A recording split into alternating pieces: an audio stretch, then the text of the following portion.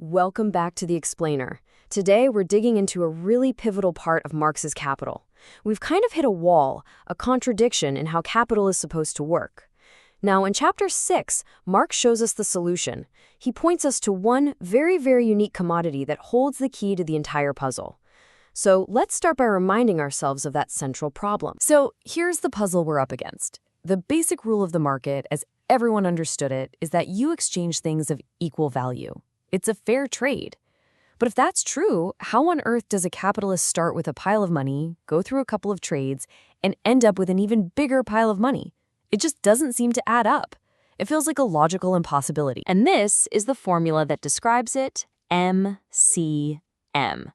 You've got money, which buys a commodity, which is then sold for more money. That little prime at the end, that prime, that represents the extra bit, the profit, what Marx calls surplus value. But again, if all the exchanges are fair, equivalent for equivalent, where is this new value coming from? It can't just appear out of thin air. Well, Marx starts to work through this like a detective, eliminating the suspects one by one. He says, look, the extra value can't come from the money itself, and it can't come from the act of selling. Sure, one person might get lucky and sell something for more than it's worth, but that just means someone else lost out. That's not creating new value for the whole system, it's just moving it around. So the change, the increase, has to be happening somewhere else. And here is Marx's brilliant theoretical leap. He says the answer isn't in the exchange value of the commodity, that is, its price, because that was a fair trade. The secret, he argues, has to be hidden in its use value. It's not about what the thing is worth, it's about what you can do with it once you've bought it. So our capitalist has to find a commodity whose very use is itself a source of new value. So our capitalist, who Marx cheekily calls moneybags, has to go shopping. He needs to find this one special commodity on the market, something whose use value has this magical property of creating more value than it costs. So what exactly is he looking for? So this commodity has to check a few very specific boxes. First, its price has to be determined, just like anything else, by the labor it takes to produce it. That keeps the exchange fair. But, and this is the key, the consumption of this commodity, the using of it, has to be the act of labor. And because labor is what creates value in the first place, using this commodity literally creates new value. And after searching high and low in the marketplace, our capitalist finds it. It's not some raw material or a fancy machine.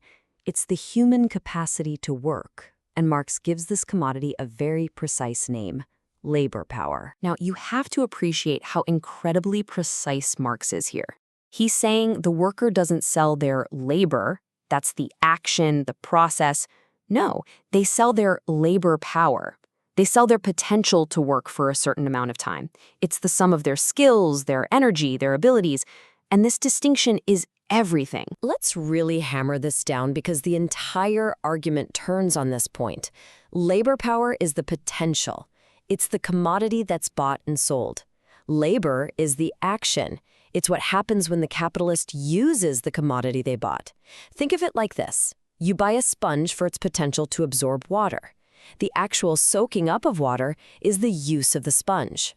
Here, the commodity is the potential to work, and its use is the actual work itself. Now, for this strange commodity, labor power, to even exist on the market, Marx says history had to set the stage in a very particular way. The worker needs to be free in two different senses. First, they have to be legally free, not a slave. They have to own their own ability to work and be able to sell it. But second, they have to be freed from everything else. No land, no tools, no workshop. With nothing else to sell, they're compelled to sell the only thing they have left, their capacity to work. Okay, so if this ability to work is a commodity, it has to have a price, a value. So the next logical question is, how do you figure that out? How do you put a price tag on human potential? Well, sticking to his own rules, Marx says its value is the cost of producing and reproducing it. So what does it take to produce a worker day after day? It takes food, shelter, clothing, all the things needed to keep that person alive, healthy, and able to show up for work tomorrow. And Marx adds an important detail here. It's not just bare survival. It includes a historical and moral element, basically a standard of living that's considered normal in that particular society. And here's the really clever part of the argument. This means the capitalist can pay a completely fair price for labor power. The wage can perfectly match the cost of keeping the worker going. On the surface, in the open market, the deal is totally equitable. No one has to be cheated. So now we have all the pieces on the board. A fair price was paid, yet somehow a profit is about to be made. The solution to this mystery isn't in the purchase itself, but in what happens next. It's in the consumption of the commodity. The entire secret, the whole engine of profit, lies in that gap we talked about, the difference between what labor power costs and what labor power can do. The capitalist pays for its cost of upkeep, but he gets to use its ability to create new value for the entire working day. Let's put some simple numbers to this. Imagine it takes 6 hours of work to produce the goods a worker needs to live for one day. And let's say the value of those goods is 3 shillings. So the capitalist pays the worker 3 shillings. That's the fair value of their labor power. But the workday isn't 6 hours long. The contract is for a full 12-hour day. And in those 12 hours of actual labor, the worker creates not 3 shillings of value, but 6 shillings of value. So you see, the workday gets split in two.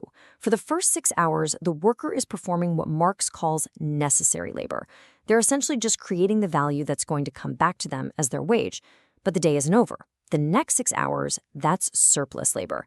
That's labor the worker performs but is not paid for.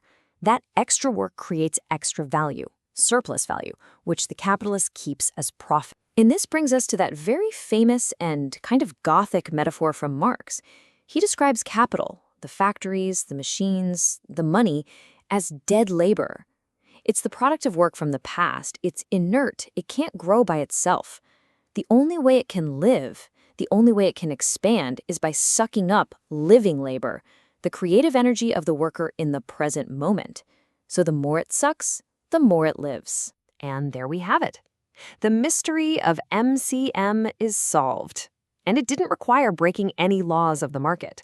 It just required us to shift our focus, to look away from the marketplace and onto the factory floor. Let's just quickly retrace our steps. So, to sum it up, that first step, MC, buying the labor power, that all happens out in the open. It's a perfectly legal, fair exchange of equivalents. The wage paid can be the true, full value of the commodity being sold. But the real source of the profit, the surplus value, wasn't created in that noisy sphere of the market. To find it, Marx says we have to follow the capitalist and the worker through the factory gates into what he calls the hidden abode of production. And as soon as we step inside, the entire relationship changes. Out on the market, it looked like a world of freedom, equality, and property, a contract between two free individuals. But inside the factory, it's a place of command. The worker, having sold their commodity, is now directed by the capitalist, creating value for the capitalist. The appearance of equality gives way to a reality of subordination. And this, right here, is the absolute bedrock of Marx's critique. Profit doesn't come from some kind of swindle in the marketplace. It's baked into the very structure of the system itself. It comes from a social arrangement where the creative, life-giving power of human beings is turned into just another commodity to be bought and sold. So the system can be perfectly fair by its own rules and still be, in Marx's view, fundamentally exploitative. And it leaves us with this enormous question: what happens to a society when the very ability to live and work becomes just one more thing on the shelf?